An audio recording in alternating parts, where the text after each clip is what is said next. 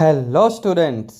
तो बच्चों, आज की क्लास में हम लोग कंपोजिशन ऑफ फंक्शंस के ऊपर कुछ क्वेश्चंस करेंगे। बहुत इंपॉर्टेंट कंसेप्ट है, तो चलिए शुरू करते हैं आज की क्लास। तो बच्चों, ये आपका क्वेश्चन है function f which is defined on real numbers.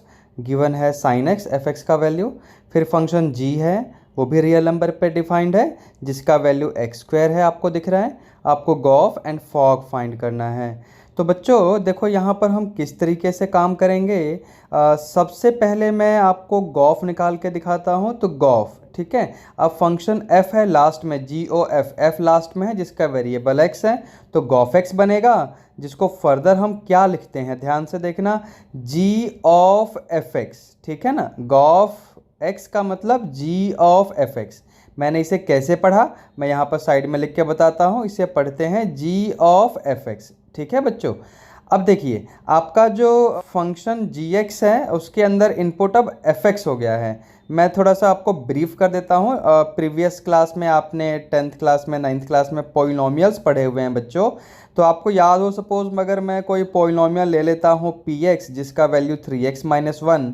इसमें इनपुट x की जगह अगर मैं 0 करूँगा तो आप क्या करोगे, RHS में भी x की जगह 0 कर दोगे, आंसर निकाल लोगे। अगर यहाँ पर मैं x की जगह इनपुट -1 करूँगा तो आप RHS में भी यही काम करोगे, आंसर निकाल लोगे अकॉर्डिंगली। तो बच्चों, अभी यही काम फंक्शन g में है, वहाँ पर इनपुट fx हो गया है, gx का वैल्यू x स्क्वायर है। तो अब ये क्या हो जाएगा, इनपुट x की जगह fx हो जाएगा, और क्योंकि उसका स्क्वायर है तो यहाँ पर भी इस करली ब्रैकेट के ऊपर पावर में हम 2 लगा देंगे। तो अब यहाँ पर करली ब्रैकेट के अंदर आप लोग fx का वैल्यू देख लो क्या है बच्चों, क्वेश्चन की फर्स्ट लाइन में, तो वो sin x है, तो sin x का स्क्वायर, यानी फाइनली क्या आ जाएगा, sin स्क्वायर x आ जाएगा। ठीक है बच्चों। अब हम चलते हैं फॉग निकालने। तो फॉग में लास्ट में फंक्शन g है, FOG, जिसका वेरिएबल x है, तो इसको भी हम फॉग x लिख लेंगे, जिसे फर्दर हम लिखेंगे f ऑफ gx। तो अब आपका जो फंक्शन f है उसका इनपुट gx हो गया है। fx यानी x था तो sin x था, लेकिन अब gx हो गया तो sin gx हो जाएगा बच्चों। और gx का वैल्यू क्या है, तो आप देख लो क्वेश्चन में फिर से। तो ये हो जाएगा, gx की जगह x स्क्वायर डालेंगे तो ये हो जाएगा sin x स्क्वायर। ठीक है बच्चों। अब इसी टाइप का हम एक और क्वेश्चन ले लेते हैं आपके लिए। तो चलो चलते हैं अगले क्वेश्चन पे। अगेन आपके पास एक फंक्शन f है जो कि रियल नंबर पे डिफाइंड है, जिसका वैल्यू x स्क्वायर है, और दूसरा फंक्शन आपको दिख रहा है g, वो भी रियल नंबर पे डिफाइंड है और उसका वैल्यू 2x+1 है। ठीक है। आपको फॉग एंड गॉफ तो फाइंड करना ही है बच्चों, और साथ ही साथ ये बताना भी है, deduce that fog and gof are not equal to each other. So let's begin to solve this problem as well. तो सबसे पहले हम fog x निकाल लेते हैं बच्चों। We will write fog of x यानी f of gx। अब फंक्शन f के अंदर इनपुट हमें x की जगह gx लेना है, तो ये हो जाएगा gx का होल स्क्वायर ले लेंगे, क्योंकि fx का वैल्यू x स्क्वायर है जिसमें इनपुट x था, तो अब gx हो गया है। तो अब gx का वैल्यू पुट कर दो, दैट इज 2x+1, स्क्वायर तो लगा ही हुआ है। यहाँ a plus B whole square का फॉर्मूला अगर आप अप्लाई करेंगे तो you will get 4x² + 4x+1 बच्चों।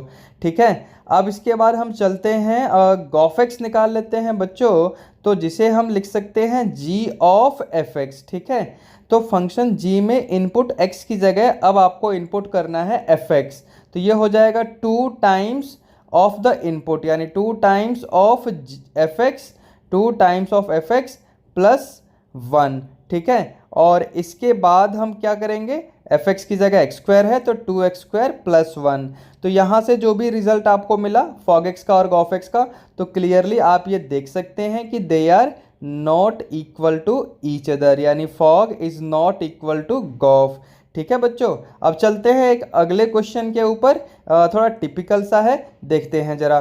देखो बच्चों, यहाँ पर एक ग्रेटेस्ट इंटीजर फंक्शन f दिया हुआ है और एक फंक्शन g दिया है, मॉडुलस फंक्शन। तो बच्चों, आपको मॉडुलस फंक्शन के बारे में तो पता ही है कि उसमें इनपुट कोई सा भी नंबर करोगे, आउटपुट आपका नॉन नेगेटिव नंबर ही आएगा, यानी 0 या पॉजिटिव आएगा। ग्रेटेस्ट इंटीजर फंक्शन को भी एक बार समझ लेते हैं बच्चों। जैसे मान लो इनपुट मैंने 2.1 किया, तो उसके लेफ्ट में पहला इंटीजर क्या है, तो 2 आएगा बच्चों, तो यही आंसर है।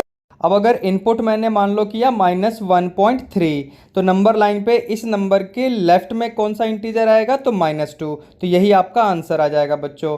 अब मान लो मैंने इनपुट किया सपोज 1/3, जिसका मतलब हुआ 0.3333 ऐसे, तो उसके लेफ्ट में कौन सा इंटीजर पड़ा, तो 0, तो आपका आंसर 0 आ जाएगा बच्चों। तो चलते हैं बच्चों अब अपने क्वेश्चन की तरफ, इसको सॉल्व करते हैं। तो सबसे पहले हम पहला पार्ट ले लेते हैं। मैं फंक्शन को एज इट इज़ लिख लेता हूं, जो भी डाटा गिवन है आप देख रहे हैं। तो अब ये गॉफ ऑफ 5/3, यानी हम लिखेंगे g ऑफ f ऑफ 5/3, ठीक है। f 5/3 फंक्शन g में इनपुट हो जाएगा, minus f of g of 5/3, यानी f के अंदर इनपुट आएगा g ऑफ 5/3। तो बच्चों अब मैं पहले आपको f ऑफ 5/3 इसको सॉल्व करके दिखाता हूं। तो फंक्शन f में आपको पता है कि fx equal to greatest integer function है, तो इनपुट x की जगह अगर हम इनपुट 5/3 करेंगे तो ग्रेटेस्ट इंटीजर ऑफ 5/3 क्या आ जाएगा, तो 5/3 का मतलब हुआ 1.666, ये चलता जाएगा। अब मुझे क्या करना है, इसका ग्रेटेस्ट इंटीजर फाइंड करना है। तो 1.666 के लेफ्ट में जो पहला इंटीजर पड़ा वो 1, तो इसका आंसर 1 आएगा बच्चों। तो चलते हैं, अब देखो यहाँ पर g ऑफ f ऑफ 5/3 था, तो g के अंदर आपको इनपुट मिल जाएगा 1, ठीक है, यानी f ऑफ 5/3 का आउटपुट 1 हो जाएगा, माइनस अब f ऑफ g ऑफ 5/3 है, तो g के अंदर अगर आप इनपुट 5/3 करेंगे तो आउटपुट आपका 5/3 दे देगा, क्योंकि मॉडुलस फंक्शन है।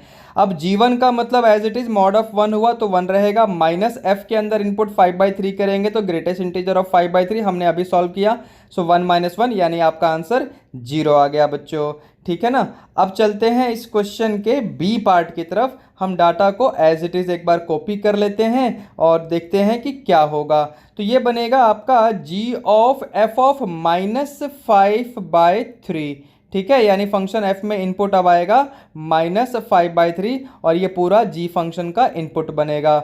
ऐसे ही f ऑफ g ऑफ -5/3 को हम लिखेंगे, तो फंक्शन g के अंदर इनपुट -5/3 और g ऑफ -5/3 फंक्शन f का इनपुट बनेगा। तो पहले मैं -5/3 का ग्रेटेस्ट इंटीजर आपको निकाल के बता देता हूँ क्या आएगा। सो ये आएगा -1.666 का ग्रेटेस्ट इंटीजर, जिसका मतलब हुआ -2, क्योंकि यही इंटीजर इस -5/3 के लेफ्ट में पड़ेगा।